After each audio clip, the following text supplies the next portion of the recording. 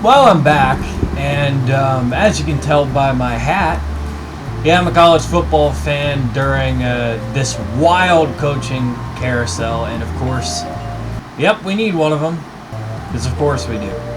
But this is not an Auburn-focused video. In fact, this is not a specific program-focused video. I thought about coming out of retirement to talk about the coaching carousel in general because, I mean, this is going to be insane. But I think I have, genuinely, I had a thought pop into my head when I was driving home a little while ago.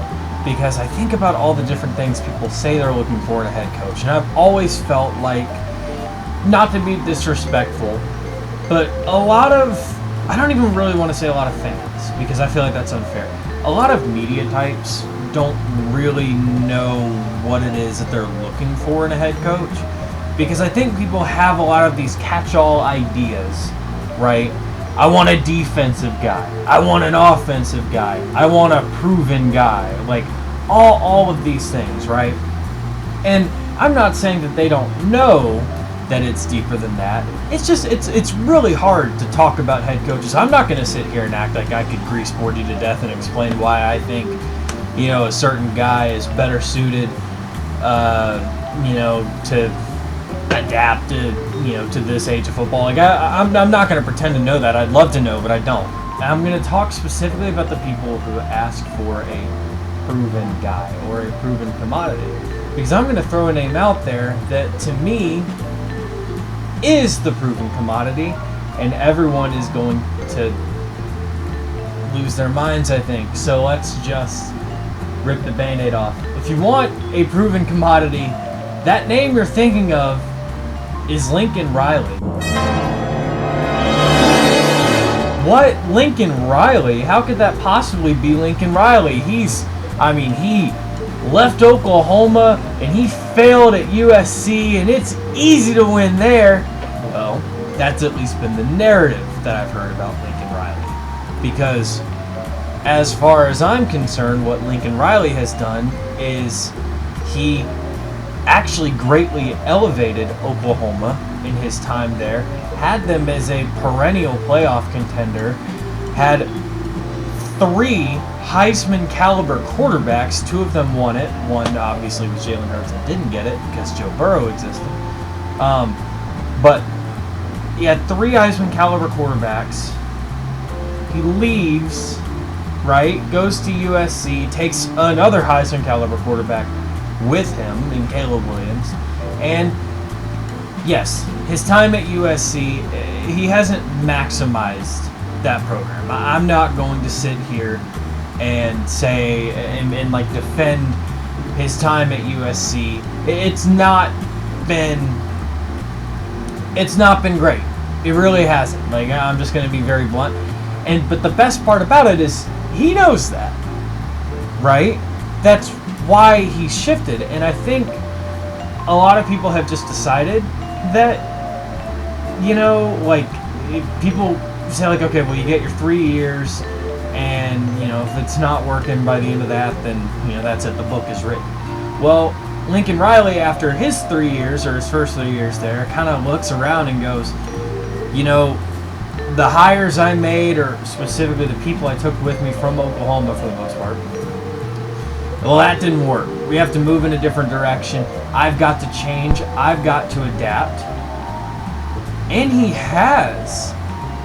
No, it hasn't resulted in the playoff berth or anything like that. And it's probably not going to this year. Now, people don't realize it very much still could, but that's a whole other conversation. It won't, but it could. That's how crazy this year's been. But the program is shifting.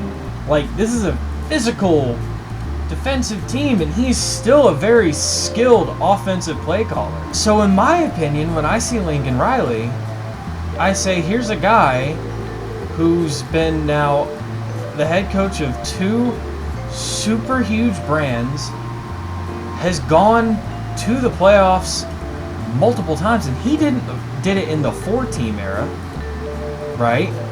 And sure, you know, stylistically, Lincoln Riley was tailored more to the ping pong ball Big 12, had a hard time adjusting to even the Pac-12, and has had to adjust to the more ultra-physical Big 10, but he's doing it.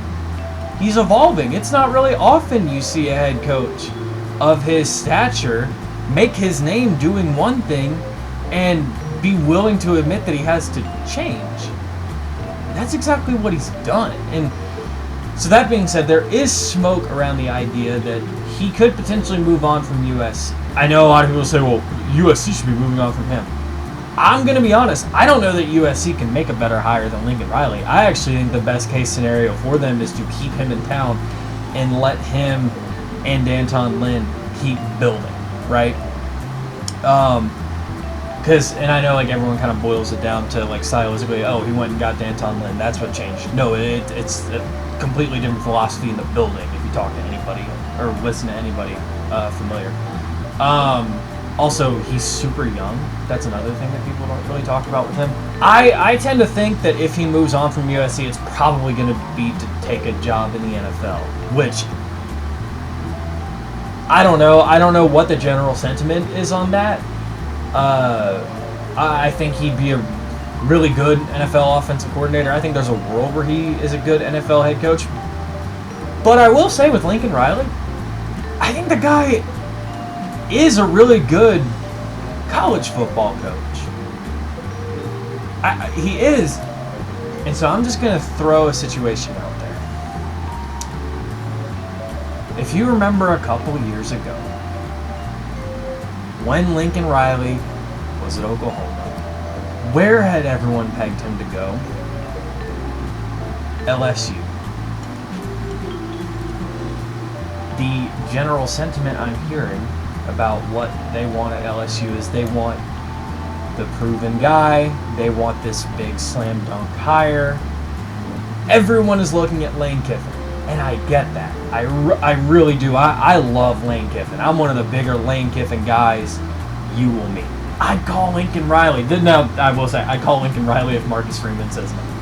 Any of these jobs, you call Marcus Freeman first. I don't think he's leaving Notre Dame, but if he's willing to, maybe LSU could do it. Let's throw that out the window. I think I'd call Lincoln Riley for LSU. I think he would be a fantastic fit there. I do. With his new sort of balanced mindset. I mean, and especially, I know, like, I do love the marriage between Lincoln Riley and D'Anton Lynn, but Lincoln Riley going to LSU and linking up with Blake Baker, that feels like a recipe for success there. That does. So that's just kind of my general thoughts, because I more so want to highlight the fact that, again, when you say, I just want you to realize what you're saying, right? That's actually the big crux of the video, is when you say, oh, I want the proven guy, I want the experienced Power 5 guy, that's who you're talking about. You're talking about the Lincoln Rileys. You're talking about the James Franklins of the world. But when you bring those names up in these conversations, they say, oh, well, they failed at this place. Yeah, they probably wouldn't be on the market if they hadn't failed at that place. You get what I'm saying? Like, I'm not saying that you're wrong if you don't want Lincoln Riley to take over your open. I understand that. I understand other candidates are more attractive. To me, like, say, as an Auburn fan, right? Would I love Lincoln Riley? Absolutely. But I do subscribe a little more to the philosophy that, like, you're better suited trying to find your Marcus Freeman or your Dan Lanning or your Ryan Day or your Kirby Smart. Guys that you can promote and develop on the job for long-term success. And I think with our specific situation, I think that's probably the better fit. But for a program like LSU that's probably going to just demand the experience, why not Lincoln Riley? Why not? Because all of the things I hear about him are not true anymore. Because the catch-all used to be, oh, well, you know, he can't field a defense. That's not true anymore at all. Oh, well, his teams aren't physical enough. That's not true. USC's a very physical team. Well, they're not a very efficient offense. They're all flash. No, they're actually a fairly efficient offense. Lincoln Riley has adapted. I feel, and this is probably the lowest his stock is ever going to be, I think Lincoln Riley is still like a top 10-ish head coach in college football. It's just something to consider. Then again, I still, I thought that about James Franklin, and I still think James Franklin is like a top 15 head coach in college football. And I hope Virginia Tech gets him, quite frankly. I know that didn't actually happen or whatever, but I hope it does. But I want people to actually evaluate Lincoln Riley's career to this point, and then you tell me why not.